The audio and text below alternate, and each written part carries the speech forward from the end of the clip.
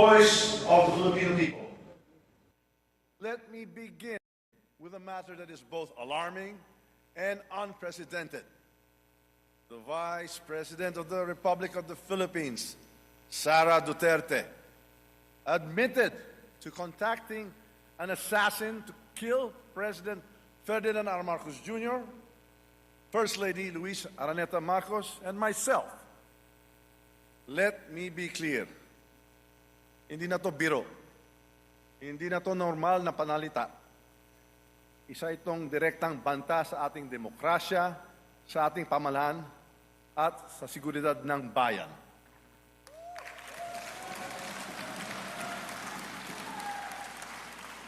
Such statement is not just reckless, it is dangerous.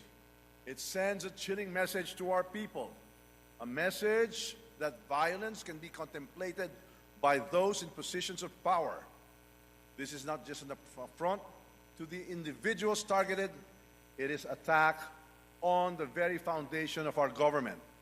It is an insult to every Filipino who believes in the rule of law and the sanctity of life. Violence has no place in our society. It is irreconcilable with the values that have taught and guided us for years. Values of respect and amicable, peaceful conflict resolution. We cannot let this pass as mere rhetoric. The gravity of such confession demands accountability. It demands answers. It demands that we, as the representatives of the Filipino people, take a stand to protect our democracy from any and all forms of threats. The actions of the Vice President will go down in the annals of history like a nightmare that will haunt our people for generations. And this House will do whatever we can to protect the dignity of this institution and the 100 million Filipinos we represent.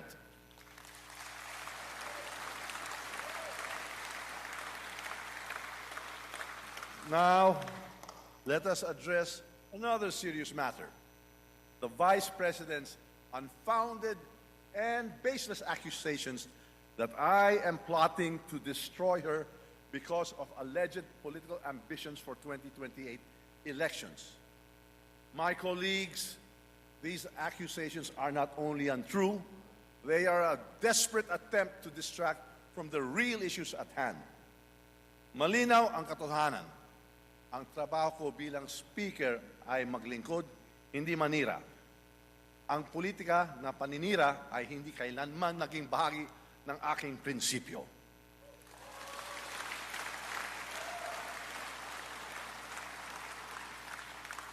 My focus has always been on fulfilling my responsibilities as Speaker of the House, leading with utmost integrity, untarnished by division and self-interest, and guided by the principle that every action and decision I take must always be for the benefit of the Filipino people. These unfounded accusations are not just about me. They are an affront to the House of Representatives. They are an attempt to erode public trust in this institution, to sow division, and to create chaos. We choose unity over division, dialogue over conflict, and cooperation over confrontation. Why these baseless accusations? The answer is simple: to divert attention from the mounting evidence of fund misuse under her leadership at the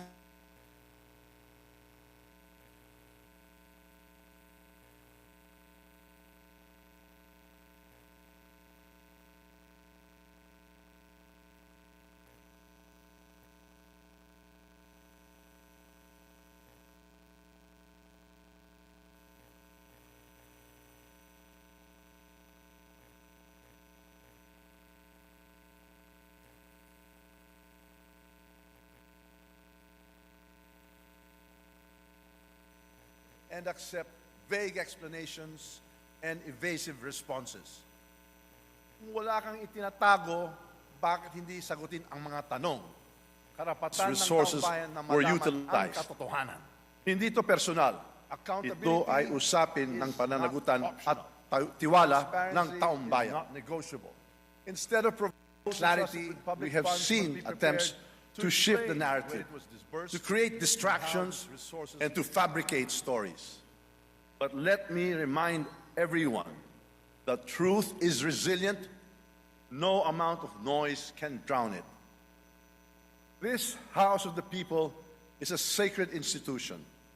It is the embodiment of the people's will, and its dignity must be upheld at all times. Ang Kongreso ay sagrado.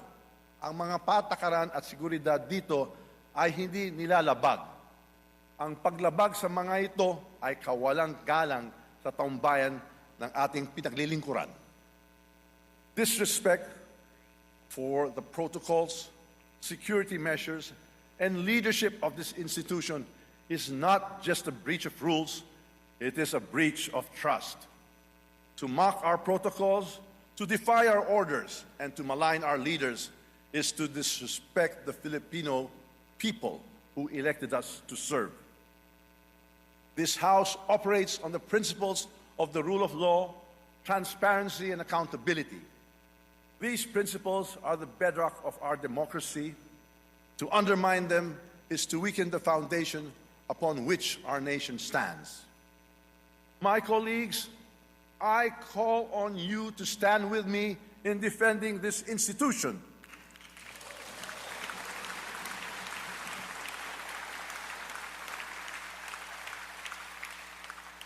Ipaglaban natin ang dignidad ng Kongreso.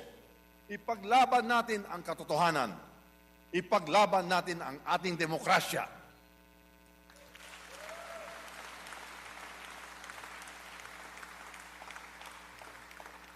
This is not about personal interests. It is about preserving the integrity of the House of Representatives and ensuring that it remains strong and a credible voice for the Filipino people. To the Filipino people, I assure you that this House will not waver in its commitment to transparency, accountability, and service. We should not allow individuals to ruin this great nation with their manipulative tactics, their troll armies, or their few blind followers. We owe it to the Filipino people to remain steadfast in our mission to pass laws that improve lives, protect freedoms, and ensure a brighter future for all. Finally, I reaffirm my unwavering support for President Ferdinand R. Marcos Jr. and his administration.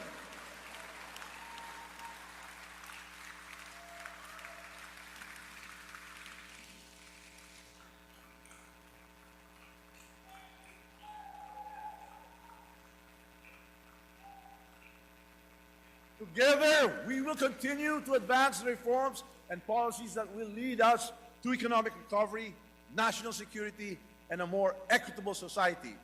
Ang laban na ito ay hindi tungkol sa akin, hindi tungkol sa inyo, kundi para sa ating bayan at sa kinabukasan ng bawat Pilipino. Let us rise above the distractions. Let us reject baseless accusations. Let us focus on what truly matters, serving the people and strengthening the institutions that uphold our democracy. Let us stay focused, steadfast, and committed to the great job we are doing. It is indeed my honor and privilege fighting this battle with and for all of you. Thank you, and may God bless the Philippines. Mabuhay ang Kongreso! Mabuhay ang sambayang Pilipino!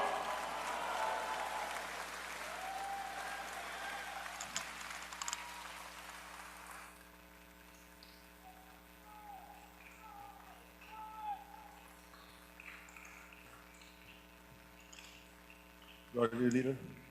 Mr. Speaker, I move to suspend session for a few minutes. Session suspended.